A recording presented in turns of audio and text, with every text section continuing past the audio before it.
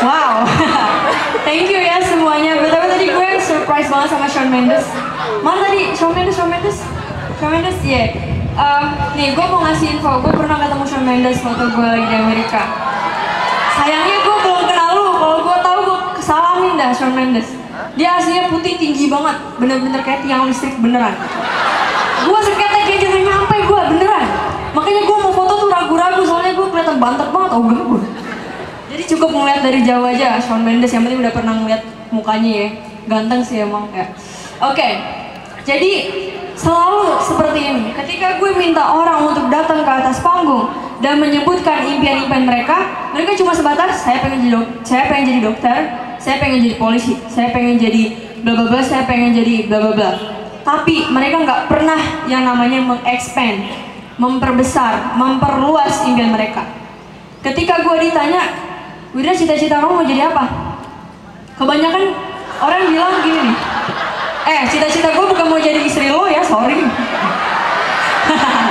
Mana. Ya udah, bodoh amat yang mana biarin. Ketika orang nanya ke gue, Wir cita-cita lo mau jadi apa? Gue bilang, oh mau jadi pengusaha. Kebanyakan orang yang terjadi seperti yang tadi, ditanya mau jadi pengusaha apa? Dia bingung. Belum tahu. Antar lihat aja mau jadi pengusaha apaan kek? Telur kek, sate kek, apa kek gitu. Celana dalam kek. Celana dalam tuh dibutuhin sama orang-orang loh. Lo kayak Victoria's Secret ya. Lo tau kan Victoria's Secret? Kendall Jenner ya. Lah itu dia tuh bermiliar triliunan kali investasinya cuma gara-gara jual pakaian dalam doang. Makanya jangan ngeremehin hal-hal kecil. Kalau kita bisa bikin jadi gede. Nah, banyak orang kenapa ketika ditanya cuma sebatas saya pengen jadi dokter titik, atau saya pengen jadi dokter hewan titik, dokter tulang titik, dokter kulit titik. Cuma segitu doang. Apa itu termasuk impian gede? Saya pengen jadi diplomat, impian gede bukan? Impian gede bukan? Saya pengen jadi presiden, impian gede bukan? Gue bisa bilang 50-50, gede iya, kecil juga iya. Kenapa ya? Karena yang disebut oleh impian besar adalah gini, saya pengen jadi pengusaha yang hafal 30 juz, yang pramugarinya 30 juz juga. Terus habis itu saya pengen punya, kan gue pengen nih punya pesawat sendiri gitu kan, private jet sendiri pribadi. Saya bilang ke orang-orang gue bilang ke orang-orang, oh gue pengen punya 1000 private jet. Itu impian gede apa bukan? Itu bukan impian gede. Sebanyak itu private jet, 1000 private jet itu bukan impian gede. Karena impian gede itu gimana? Saya pengen punya industri pesawat, itu baru impian gede. Keren nggak? Saya pengen jadi dokter yang punya 1000 rumah sakit di seluruh dunia dan gratis. Semua dokternya hafiz Quran, ganteng-ganteng kayak Shawn Mendes, Justin Bieber. Wah, kayaknya gue berobat tiap hari, dah sakit nggak sakit ya. Terus apa lagi? Saya pengen jadi presiden yang hafiz Quran, wakil-wakilnya, menteri-menterinya, gubernurnya wajib hafal Quran semua. Itu baru impian gede. Karena kita ini kebanyakan ya orang remaja-remaja muslim, kenapa kalah? Dibilang kalah, gue mengakui kita tuh kalah dari bangsa-bangsa yang lain. Kenapa? Karena impian kita tuh kecil, mereka gede. Kenapa mereka bisa berkuasa? Karena mereka tahu mereka bisa, mereka tahu impian mereka gede, dan mereka jalanin, mereka juga yakin. Kalau kita kebanyakan apa? Lu mau jadi pengusaha, lu mikir pakai otak, jangan pakai dengkul. Mikir. Lu lihat dong, nih keluarga kita ya kayak gimana? Duit nggak punya, lu mau gaya-gayaan sekolah luar negeri, emang lu punya duit? Kebanyakan orang kita kayak gitu. Emangnya duit punya siapa ya? Duit punya siapa ya, gue tanya. Usahakan kita nggak pernah menuhankan duit. Itu jangan pernah menuhankan duit. Apalagi kalau sampai susah, sesusah-susahnya kita apapun itu, jangan pernah nyamperin manusia. Karena itu bakalan hina banget sumpah. Kita nih kalau jalan ke rumah orang kaya minjam duit, emangnya dikasih juga detik itu juga? Enggak. Kenapa? Kenapa gue berani bilang kayak gini? Karena bokap gue dulu di posisi seperti itu.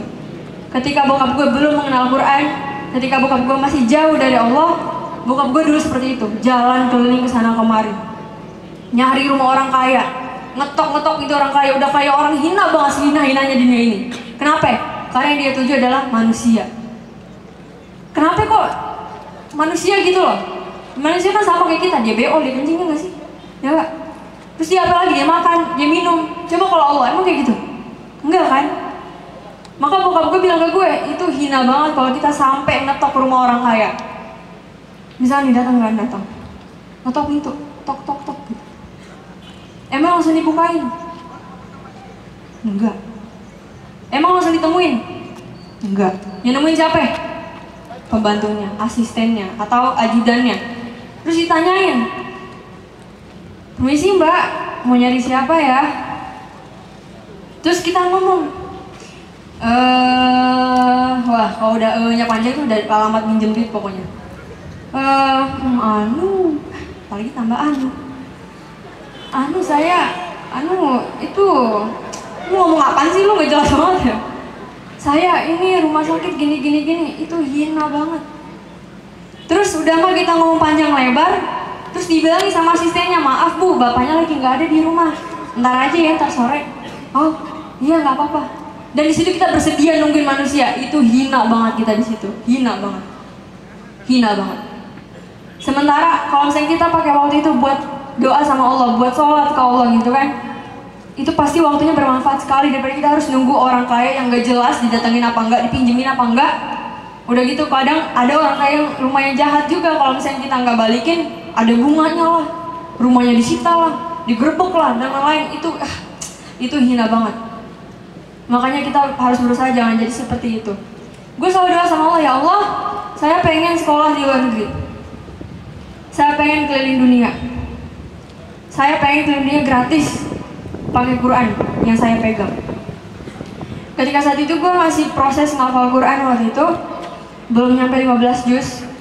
Terus habis itu gue tuh selalu berkeyakinan kalau misalnya kita ngafal Quran bakal jagain kita. Karena gini, Quran itu kan mulia ya, Quran itu mulia. Siapa yang nempel sama Quran, dia ikut mulia.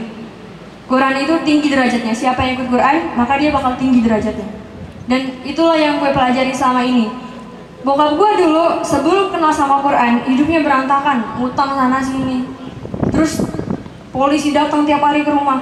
Waktu mama masih ngandung gue nih, kalau nggak salah 9 bulan atau 12 bulan, malam-malam rumah gue, 12 bulan, iya 9 bulan.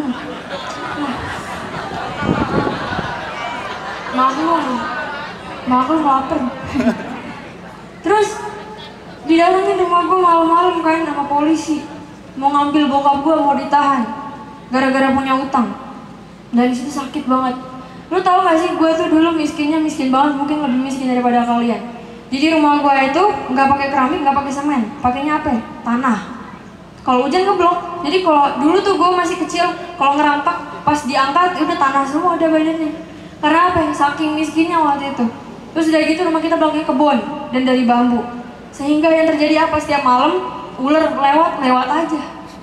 Lagi tidur lewat aja. Dia nongkrong di bawah kolong kasur, lewat aja, bodoh amat. Bahkan dia ngumpet di balik kasur.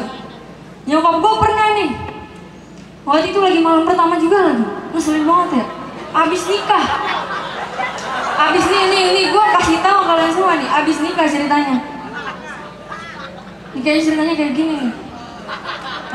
Lagi tidur berdua di kasur, tiba-tiba ada yang mulut di bawah. Nyokap gue bilang, manggilnya kan dulu kakak sama adik karena belum punya anak. Kak, jangan kelitikin adik dong. Gila banget. Kata bokap gue, enggak, siapa yang kelitikin? Terus itu apaan gitu? Ternyata pas diangkat kasurnya ada ular. Dan nggak nanggung-nanggung, ada 2 ularnya, dan gede-gede, super gede. Tahu sendiri ular kebun kayak gimana? Apalagi tahun 99-an itu gila banget kan, sawahnya kayak apaan tahu. Ya dari situlah bokap gua bilang sama kami bahwa bokap akan merubah derajat keluarga. Dengan apa? Dengan Quran. Sehingga pada hari dimana bokap dibawa ke penjara dan 2 kali di penjara, disitulah bokap memanfaatkan hari-harinya, hari demi hari untuk menghafal Quran. Dan jawaban itu terjadi sekarang. Dulu bokap gua tuh hina banget, super hina, nggak dipandang, udah mah pendek kecil, nggak kelihatan. Serius bokap gua kayak begitu. Tapi subhanallah gitu kan, nggak perlu punya badan gede, yang penting namanya gede. Sekarang nih bokap gue kalau kemana-mana tuh gampang banget, rasanya gampang banget. Ini gue pernah waktu itu lagi kebelet ceritanya di airport. Sementara gue belum megang boarding pass. Gue udah kabar kelebir kan, di luar gak ada toilet, adanya di dalam. Maka yang harus gue lakukan adalah ke dalam. Nah, tapi kan gue gak punya boarding pass, gimana caranya gue bisa ke dalam? Gak bisa. Akhirnya gue minta tolong papa, anterin kakak ke dalam. Gue sama papa, karena muka papa udah tiket, udah boarding pass. Serius, bukan gue tuh apa-apa. Udah masuk aja, gak perlu tanyain mana KTP-nya, mana ininya, enggak, langsung masuk aja. Kenapa? Mukanya udah KTP, mukanya udah boarding pass, mukanya udah paspor, lewat aja. Begitu, hebat banget gak? Padahal mah dulu ya Allah, mah diludahin, diomongin, dikata-katain, dihina, dicaci. Tapi alhamdulillah karena kesabaran itu dan karena bokap ngafalin Quran, akhirnya mengangkat derajat bokap gue hingga saat ini. Bahkan sekarang bokap gue jadi tamu undangan negara, diundang ke istana. Bahkan kemarin yang waktu Raja Salman datang kan ke gedung DPR, ke gedung ya, kalau nggak salah gedung DPR atau Dewan gitu ya. Terus habis itu bokap gue belum datang nih, terlambat. Jadi ada pertemuan antara Raja Salman dan tokoh-tokoh ulama serta politikus dan lain-lain gitu ya. Politikus bukan sih? Udah lama nggak sekolah jadi ngeblank nih. Ya pokoknya itulah ya, nggak penting. Nah terus habis itu bokap gue nih terlambat ceritanya. Udah ngos-ngosan nih lari-lari, terus habis itu wartawan di depan semua. Bokap gue dada-dada kayak presiden, weh mantap banget sama Allah. Terus habis itu bokap masuk. Ternyata yang terjadi apa? Raja Salman dan Presiden Jokowi nungguin bokap gua. Karena cuma tinggal satu kursi yang kesisa dan itu kursinya bokap gua. Maka acara nggak dimulai sebelum bokap gua duduk di situ. Masya Allah banget kan. Orang yang dulu di penjara 2 kali, dihina, dicaci. Tapi Raja Salman malah nungguin bokap gua. Udah gitu selfie bareng lagi, gila gua NP banget ya. Terus habis itu ketemu dokter Zakir Naik juga. Ya Masya Allah dah. Pokoknya kalian harus yakin bahwa hidup kalian tuh bakal berubah asal kalian mau berubah. Hidup kalian bakal berubah asal perkataan kalian mau kalian ubah. Jangan bilang, gue begini, gue begitu, gue jelek, gue bego, Jangan, karena apa? Itu yang akan terjadi sama kalian, sadar nggak sadar. Karena ketika kita ngomong sesuatu itu seperti makan. Kan bener nih, orang suka ngomong kan, lu hati-hati kalau ngomong, ntar lu makan omongan lu sendiri, ya nggak? Banyak kan kita ngomong kayak gitu, itu bener, 100% bener. Karena ketika kita ngomong sesuatu, itu seperti kita numbuhin tanaman. Kalau kita makan apel, nanamnya tomat, bisa nggak? Mau makan apel, nanamnya tomat, bisa nggak? Mau pintar tapi ngomongnya bego, bisa nggak? Lu dong yang bisa. Mau pintar ngomongnya pintar, ya nggak? Jadi kayak gitu. Kalau kita mau sesuatu, kan gue pernah nulis nih, siapa yang punya buku gue? Ada yang punya buku gue nggak? Dikit banget tuh nggak pada beli buku gue sih. Ada. Makasih lo ya. Makasih lo ya. Ntar kita foto bareng yang buku gue ya. Gue pernah ngomong sama gue pernah nulis di buku gue. Jiwa yang positif diisi dengan kata-kata positif. Jadi mulai sekarang nih adik-adik, kakak-kakak semua, teman-teman, ubah kalimat, ubah impian. Dari kecil jadi gede. Dari gede tambah gede. Tambah gede makin gede. Makin gede makin nggak karuan. Pokoknya terusin aja impiannya. Mungkin segitu aja. Dan untuk terakhir nih, gue mau bawain sedikit bacaan Quran. Mungkin kalian udah yang pernah denger di Instagram ya? Ya, udah pernah di YouTube? Ada yang pernah denger itu? Ada. Angkat tangan coba. Angkat. Oh ya udah. Kalau nggak ada, alhamdulillah. Insyaallah hari ini gue mau bawain. Ada yang mau request nggak surat apa? Hah? Rahman. Rahman. Apa lagi? Apa ya?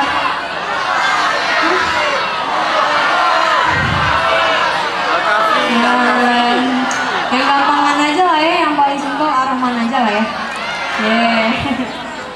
Mohon maaf nih, tajwid gue masih berantakan, jadi tolong maklumi banget kalau masih salah, karena gue masih santri juga, jadi sama-sama belajar. Sekaligus untuk penutup, gue ngomong panjang lebar kayak kali Cisadane sekarang, dan doain gue besok mau ke Malang, karena gue bakal ada acara di sana, ada roadshow di Kota Batu. Jadi minta doanya dari kalian semua, mudah-mudahan acara juga sukses seperti yang terjadi hari ini. Bismillahirrahmanirrahim. Ya, untuk teman-teman semuanya, sampai jumpa di lain waktu. Terima kasih atas undangannya dan udah diterima di Aceh untuk pertama kalinya. Sampai ketemu lagi, see you again ya. Assalamualaikum warahmatullahi wabarakatuh.